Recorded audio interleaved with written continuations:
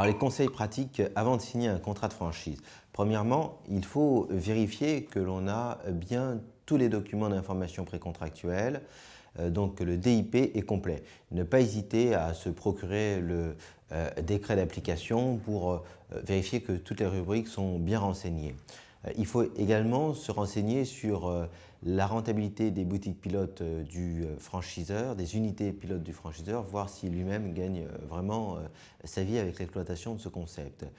Il y a d'autres informations importantes. Alors, en ce qui concerne le pré-contrat, lorsque l'on signe un pré-contrat, il faut vérifier les conditions de restitution des sommes que l'on a versées au franchiseur. Demander à ce que l'information précontractuelle soit communiquée avant la signature du précontrat et, si possible, conditionner la restitution des sommes que l'on a versées à l'occasion du précontrat à l'obtention du prêt bancaire nécessaire au financement de son entreprise. Dans l'exploitation, dans l'exécution du contrat lui-même, il y a certaines clauses qui sont importantes. Il faut vérifier les modalités de paiement des redevances. Les modalités de paiement des redevances sont importantes car lorsque le franchiseur prévoit des redevances fixes, en général, ça veut dire qu'il n'entend pas accompagner son franchisé dans la prise de risque de l'exploitation.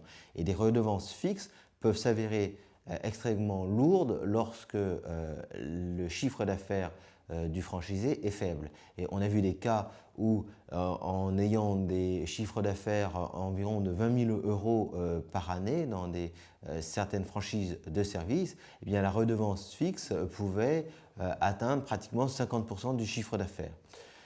Autre point important, lorsque l'on sort du contrat, il y a certaines clauses auxquelles il faut faire attention. Il y a la clause de non-concurrence. Il ne faut pas qu'elle vous empêche d'exploiter votre commerce après l'achèvement du contrat. Même si la jurisprudence encadre strictement les clauses de non-concurrence, il faut toujours éviter de signer une clause trop restrictive. Il faut également se méfier des clauses d'arbitrage.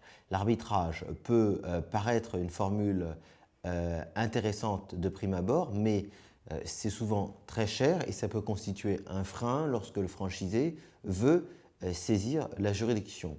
De plus, les appels sont rares et les appels sont encore plus coûteux que la première instance, donc a priori se méfier des clauses d'arbitrage. Autre point, il faut bien faire attention à l'organisation du réseau. Lorsqu'un réseau français est organisé avec des développeurs régionaux, il faut faire attention parce que cela peut engendrer un manque d'uniformisation de la diffusion du savoir-faire et aussi une disparité dans l'animation du réseau et dans la formation des franchisés.